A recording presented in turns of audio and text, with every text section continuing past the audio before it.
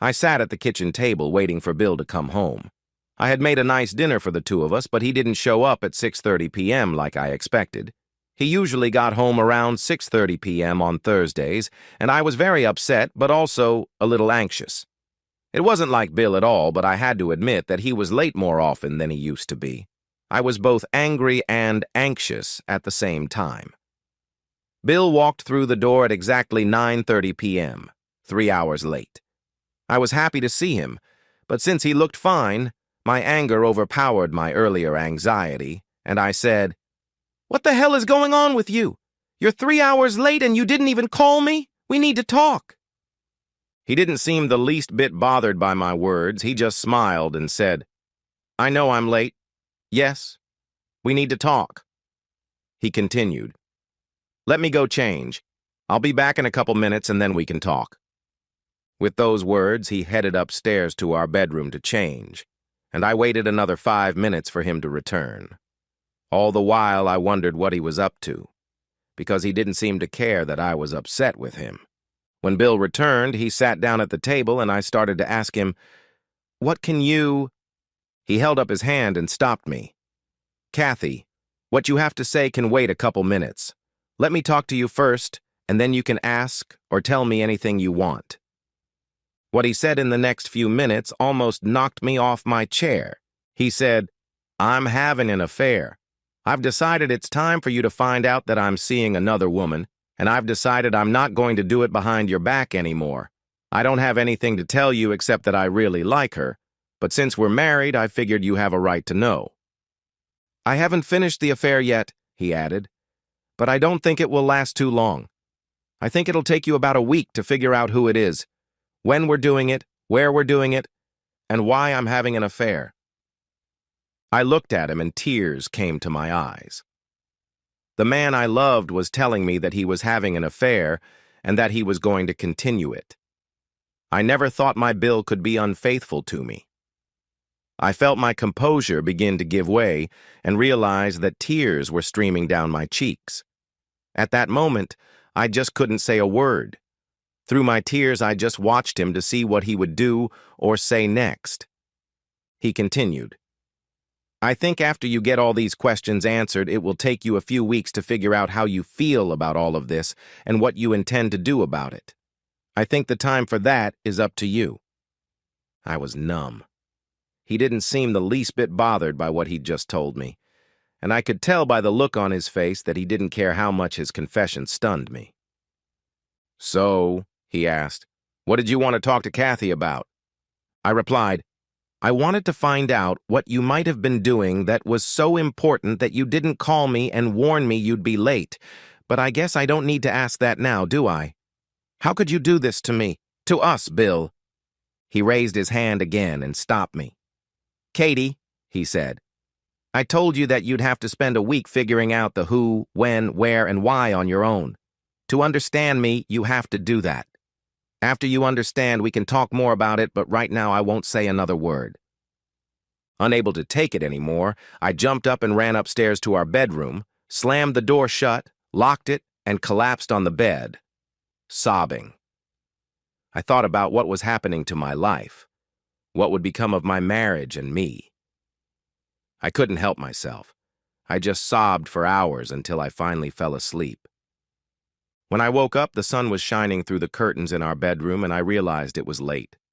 The bedroom door was open, but when I checked, Bill was nowhere to be found. I noticed that there was moisture in the shower and guessed that he had showered, gotten dressed, and left for work.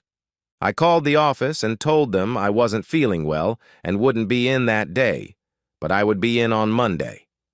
After hanging up, I took a shower, got dressed, and sat down with a cup of coffee thinking about what had happened. I remembered what he said about me needing to find out who, when, where, and why to make sense of it all. Well, I would find out as soon as possible. I pulled out the phone book and searched the yellow pages for detective agencies.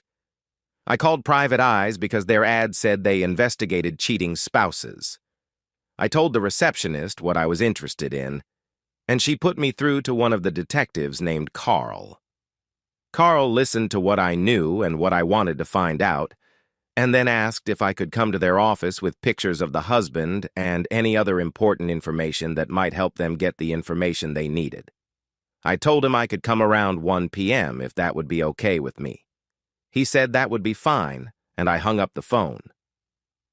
At 1 p.m., I met with Carl and gave him a recent picture of Bill, along with our address, his work address, work number, and cell phone number. I also gave him the make, model, and license plate number of his car. I don't remember what else Carl asked, but I answered all of his questions. I told him that I needed the results of his investigation by noon Thursday next week. He said that wasn't a problem and that his fee would be $300, and the total amount would depend on the number of hours of surveillance and expenses incurred. I agreed that would be fair. We shook hands, and I left. At 4 p.m., Bill called me at home and said, "I see you didn't show up for work today. Are you not feeling well?" I felt fine except for the shock of his deception, so I told him I just didn't want to work that day and took the day off. He asked me, "Do you feel well enough to go out to dinner tonight?" I replied, "I don't think I want to go out to dinner, but if you want to stop somewhere on the way home, I wouldn't mind." At 6:30 p.m., he walked in the door with Chinese food, including my favorite sweet and sour chicken. While we ate, there was little conversation between us, but after dinner we sat down at the table and had a drink each. Bill asked me how my day was and what I wanted to do over the weekend. It was as if we hadn't talked about anything at all the night before, and there was no affair hanging over us. I said to him, "I don't know what I want to do this weekend. Do you have any ideas?" I couldn't believe this conversation. What was happening to me? We didn't do anything special over the weekend because there was so much tension between us. Saturday, we just did chores around the house. He tried to make love to me, but because of how I felt, it didn't work out. Eventually, he just rolled over and fell asleep, and I lay there with my eyes open thinking about the fact that he was with another woman. I know I cried quietly for a while before I eventually fell asleep. On Sunday, we went to church together. How could he go to church with me after he admitted he was having an affair in the middle of it? I just didn't know, but he went. That afternoon, he just laid there watching sports on TV while I tried to occupy myself with other things. Of course, that night was a repeat of the night before. No sex, no cuddling, no love. We both went back to work on Monday and didn't speak again until Monday evening. I understood how upset I was by his cheating, but I also loved him and missed his attention.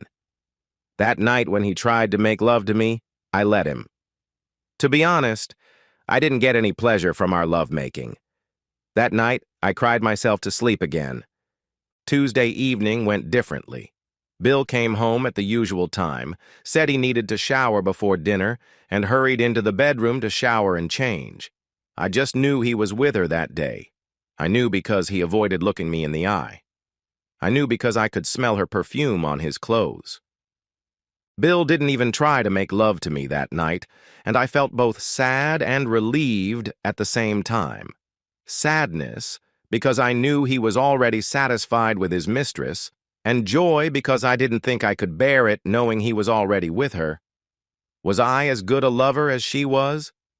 Was he as good with me as he was with her? So many questions raced through my mind that I was glad rather than saddened that he didn't want me that night. But my heart ached that I was losing his love. Wednesday night was a repeat of Monday night. Bill was attentive and loving, and yes, he did want me that night. I wanted to talk about us again, but Bill refused to talk about it until the week was over. I just didn't understand him. I let him get busy with me, but again, there was no love or joy in it for me. Late Thursday night, I had an appointment with Carl. When I arrived, the receptionist gave me a strange look and called Carl to tell him I was there. Carl came out to meet me and led me into a small conference room. He said, "Kathy, we have a pretty complete investigation into what your husband has been up to." He spread out on a table with photos, hotel receipts, cell phone records, and the like. I started looking at the evidence of my Bill's infidelity and was stunned all over again. The description said he left work early Tuesday morning with his secretary, Jennifer. They had lunch at a small diner on the outskirts of town and then drove to the Castle Motel. They pulled up to room 121 and went straight through the door. There were pictures of them leaving his office, getting into his car, having lunch at the diner, entering the motel, and yes, there were pictures of them both naked. According to the description, they left the motel around 6 p.m. He drove her back to his office, she left, and he came home to me. On the same day, Thursday, there were identical descriptions and documents.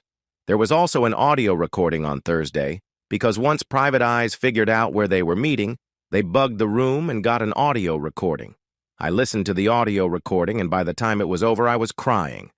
Carl said, "That's all we have at the moment, Kathy, because they are still in the room. I think that's what you wanted. That's why we canceled the investigation." I answered him, "Yes, that's all I really need to know. Now all I have to do is figure out what to do about it." He told me, "If there is anything else we can do for you, please feel free to contact me." I paid the remaining amount for their services, another $200, and went home. Upon returning home, I made a very difficult but necessary phone call. Upon arriving at the office, I asked to be connected to Brian, my supervisor. When he came on the line, I said, "Brian, it's Kathy. Bill knows everything. He knows I'm having an affair with you. He knows when and where we're meeting. I can't take this anymore. I love my husband, and I have to do everything I can to save my marriage. I have to stop seeing you, and I can no longer work for you. I am submitting my resignation immediately." I should have known that I wouldn't be able to keep my affair with Brian a secret, and I should have known that Bill would eventually find out. I should have known how painful it would be for him to find out, and I should have known that he wouldn't just let it go. What I didn't know was the lengths he would go to in order to show me how stupid I was. My affair with Brian started about 2 months ago. He was my boss, and we spent a lot of time together every day working on different projects. I am 39 years old, and my birthday is in a month. Bill and I have been married for 15 years. I love him very much, and I know he loves me. To explain why I started an affair with Brian, you have to understand what was going on in our marriage, and how I felt about my upcoming 40th birthday. We didn't have children because neither of us wanted to have a family. This was not a surprise to either of us, because we had talked about it and agreed to it before we were married. Bill and I had good careers, and we spent a lot of time developing them. Anyone who has been married for any number of years knows that over time you become comfortable with each other, and some of those special things you used to do for each other, you just stop doing. Bill and I were like that. We loved each other more and more each day, but honestly, neither of us were eager to let it be known. We just assumed the other knew it. As I said, I was approaching my 40th birthday and wasn't getting any special attention from Bill. I guess I was very fragile emotionally, and for some reason, Brian began to notice this and started doing all sorts of nice things for me. He'd give me birthday cards. He would compliment me on my hair or my clothes. He would tell me that my perfume was very attractive. There was nothing overtly sexual about his comments or actions, but he was very caring and sweet. One day, after finishing a very complicated project, Brian took me out to lunch, and when we got back to the office, there were flowers waiting for me. They had been delivered while we were eating lunch. I took them into my office and opened the enclosed card. The card said the following: "Kathy, thank you for all the hard work you did on the Crenshaw account. I don't know how we would have gotten through this case without your exceptional efforts. Thank you for the beauty and charm you bring to this office every day. You will never know how much you mean to me. Brian." I rushed into his office to thank him, and when he stood up, I don't know why, but I just flew into his open arms and hugged him. I can't put into words how good it felt to be there. Everything felt just right, and I didn't pull away. The feel of his body next to mine, the look of desire I saw in his eyes, the sensation of arousal I felt on my body, completely validated my femininity and confidence. At that moment, Brian was the most important man in my life because he helped me feel like the woman I wanted to be. Bill hadn't done that in a very long time, and I just gave up. After that day, our relationship continued to grow. We grew closer and closer. One Tuesday morning, Brian asked me if he could take me out to lunch and spend the afternoon with him. I knew what I was doing was wrong, but I wanted it so badly. He took me to a little diner on the outskirts of town where we ate a light lunch and then checked into the Castle Motel and spent the afternoon there. Brian was a very attentive lover. He knew the guilt I was feeling over my husband's infidelity and proceeded very slowly. Brian sat with me on the edge of the bed and held me for a long time. Then he started gently stroking my arm, my side, and he pressed his face against my neck and kissed me lightly. Oh God, I loved the sensation. I soon realized that I was going to make love to him and have no regrets. Brian sensed the change in me and began to undo the buttons on my blouse. Taking it off of me, he exclaimed, "Oh, Kathy, you have no idea how long I've wanted to be with you. You're the sexiest woman I've ever seen, and I want to make love to you." The smirk on his face was adorable, and he just shook his head up and down. I stood up and unzipped my skirt and let it fall to the floor. When I turned around and bent down to pick it up, Brian got a bird's-eye view of me from behind. "Oh, Kathy," he said, "you are just the epitome of beauty." That night when I got home and met Bill was the hardest night of my life. I couldn't look him in the eye for long, and I couldn't wait until I was in bed to avoid looking at him. Yes, I pretended to have a headache so I wouldn't have to make love to my husband. What was I thinking? After that, Brian and I went out to lunch every Tuesday and Thursday afternoon at the Castle Diner and Motel. We always made love. I would say it was the most loving period of my life because he treated me like a queen. I was always satisfied and at the same time wanted more. I realize now that Bill's sex life with me was suffering, but I didn't realize it at the time. Our affair lasted almost exactly 8 weeks. So now you have all the pieces. My affair with Brian started 4 weeks before Bill found out. Bill's affair with Jennifer began 4 weeks before he told me. Tuesdays and Thursdays, we went to the diner and the Castle Motel. Tuesdays and Thursdays, they went to the diner and the Castle Motel. He found out about it and spent the next 4 weeks figuring out how to make me realize my mistake. He told me about his affair and said it would go on for a while longer, depending on me. I know all this because the last words I heard on the audio tape from Carl were, "Now my cheating wife listens to the audio tape with you and me and knows why I enjoy your Jennifer charms." Now you all know. Bill will have an affair with Jennifer for exactly as long as I have with Brian. Since I am done with Brian today, I am assuming he will be done with Jennifer in another 3 to 4 weeks. When Bill got home around 9:30 p.m., I was waiting for him again. "Bill, honey," I said, "can we talk?" "Of course we can talk, Kathy," he replied. "What do you want to say?" Unable to hold back, I just started sobbing. "Bill, I'm so sorry I hurt you so much. I never meant to hurt you. I love you so much. I know you know everything. And when I realized you knew, I finally came to my senses." He asked, "What are you talking about, Kathy?" He knew, but he was going to make me tell him everything. "I know you know about my affair with Brian because you're doing the same thing with Jennifer that I'm doing with him," I blabbed. "I know you plan on seeing her for another 3 to 4 weeks, and I don't want you to do that," I added. "I ended my affair with Brian today. Can't you end yours with Jennifer today, too?" I begged. "I don't think I can stand knowing that you're with her for so much longer," I moaned.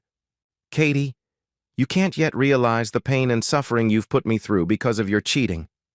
You just don't know yet the pain a man feels when he is betrayed by someone he thought loved him. I told you that you needed this week to find out who, when, where, and why confessed to my cheating," he continued. "Now you need the next 3 or 4 weeks to realize all the pain and suffering. I can't cut it short for you. You have to feel it the way I felt it," he added. I didn't like it, but I couldn't help it. I'd brought this on myself with my affair with Brian. What was I thinking? Over the next 4 weeks, we developed a routine. Bill and I never had sex on Tuesdays and Thursdays because he was with Jennifer on those days. He never told me to my face that he was still seeing her, but on some of those days I would drive to the Castle Motel and his car would be parked there. Also, on those days he showed absolutely no interest in making love to me. In those 4 weeks, I experienced all the pain, hurt, and anger that his affair with Jennifer had caused. I realized that I had no choice. Sometimes I was so angry with him that I wanted to strangle him, and sometimes I just wanted to give up and walk out the door. I had no idea an affair could cause so much pain. If I had known, I guarantee you I would never have done that to him. What was I thinking? When Bill left for work on Friday morning, he informed me that he wouldn't be home that evening. He said he would be home before noon Saturday, and that he wanted to take me out to dinner to celebrate my 40th birthday Saturday night. I was so upset that he wouldn't be home, but there was nothing I could do about it, so I agreed to have him take me out to dinner Saturday night. Friday night I watched TV until midnight, but I didn't find anything special on it. About half the time I was sniffling, snorting, and feeling sorry for myself. The rest of the time I was mad at him and at myself. Finally, when the clock struck 12, I forced myself to get up and go to bed. I lay awake for a long time crying, and finally fell asleep. Bill got home before noon as promised, and spent most of the day working on a few projects around the house. I asked him if we could talk, but he declined. He said, "We can talk tonight over dinner." At 6:30 p.m., we were both ready to go out to eat, and he took me to my favorite Italian restaurant. After we finished eating, Bill took my hands in his and said, "Now I want to talk to you about my affair. It's over with. I will no longer see Jennifer except at work, and there will be no more intimacy with her. I just want you to know that it didn't last one day longer than your affair with Brian," he continued, "and I know exactly when you stopped being intimate with Brian. I hope you realize now what it does to the man who loves you when you cheat on him," he stated. "I hope you realize how it tore my heart apart when I found out about you and him, and how it affected our marriage." I cried softly. "Oh, Bill, I understand. It breaks my heart, too, with what it did to us. I hope you can forgive me." Bill reached into his pocket and pulled out a long velvet box. He said, "I've loved you for 15 years, Kathy, and they've been very good years. I want you to have this necklace as my special gift to you for that love and for your birthday." He pulled a beautiful diamond necklace out of the box and asked if he could put it on me. I replied, "Of course. I really like it, thank you." When he sat down, his look became very serious. "Katie, I forgive you," he said, "but I know how you felt these past 4 weeks because that's exactly how I felt these past 4 weeks when I found out you were having an affair with Brian." He paused for a moment, then sighed and said, "I'm sorry, but I'm leaving you. I loved you with all my heart, but now I don't. You probably feel it too. When we were close, we only had sex, not love. Your cheating ruined part of my love for you. I know my affair with Jennifer must have done the same to you," he continued. "I will always love you, Kathy," he said, "but I can't be in a marriage that isn't 100% love, and I know that's no longer true. You can't want to be in a marriage where things aren't 100%, and you know that's no longer true." I cried, "No, Bill, please don't say that. Please don't leave me."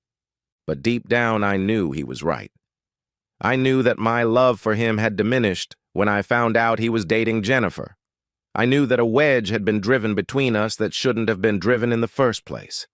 I knew our marriage was over. That weekend we broke up. Bill moved into an apartment and I was able to stay in the house. I found a job in the same industry as before and was able to afford the house, car, and clothes I needed. We agreed that we would keep in touch, so Bill and I talked on the phone a couple times a week and saw each other from time to time. Once a month or so, we even had dinner together. When we were together, we would ask how each other were doing, talk about work, his apartment, and my house. When we parted, he would always kiss me on the cheek and I would kiss him. When he left, The heartache I felt was just unbearable, and every time he stopped and turned to look at me, I could see the heartache in his eyes. Our divorce was finalized at the end of 6 months, and I spent all day alone in the house crying. It's been a year since our divorce, and I still haven't dated anyone. Every now and then I go out with friends for a drink or to a party, but not very often. I've been told that Bill doesn't date either, and only occasionally goes out with his friends. I guess neither of us are happy anymore. Sad to say, but the destruction of our marriage and our happiness is one of the consequences of both of our affairs. He ended things with his affair, and I started with mine. What was I thinking?